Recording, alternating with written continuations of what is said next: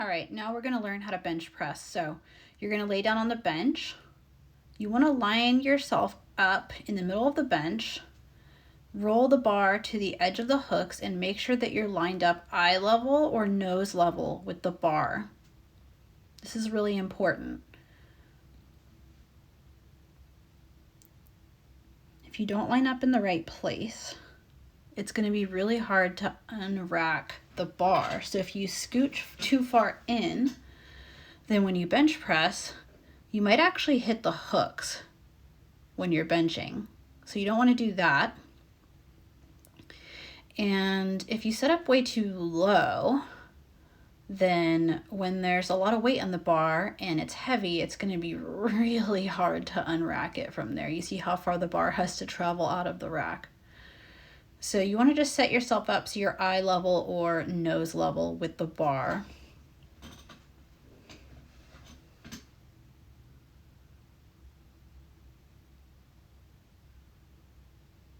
And then you're going to take a grip that's just outside of shoulder width. This is going to depend on anatomy, so refer to the guide. You don't want to grab too narrow, you don't want to grab too wide. Just outside of shoulder width is going to be a good width for most people, but again, refer to the guide to see exactly what position you should be in. There's going to be some arch in your back here, so you're not going to be totally flat on the bench like that. You should actually have a little bit of arch in your back, and that comes from squeezing your chest up. This is totally safe for your back. You also want to have your feet flat on the ground, underneath you a little bit. Thigh is not going to be parallel with the floor. This is going to help to make sure that you don't lift your butt up off the bench when you're benching. Then we're going to unrack the bar, and you want to get the bar balanced right over your shoulder joint to begin with before you start taking a rep. Not over your face and not too far down. Right over your shoulder joint. Then you can take your first rep. You're going to squeeze your shoulder blades together and bring the bar down just below nipple line, or somewhere where your wrist is stacked under the bar and your wrist is also stacked directly above your elbow.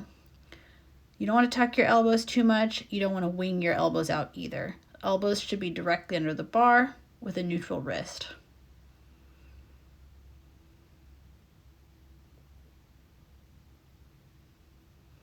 It helps me to think about squeezing my chest up to reach the bar as I'm lowering the bar down to my chest. That'll help you keep your shoulders tight,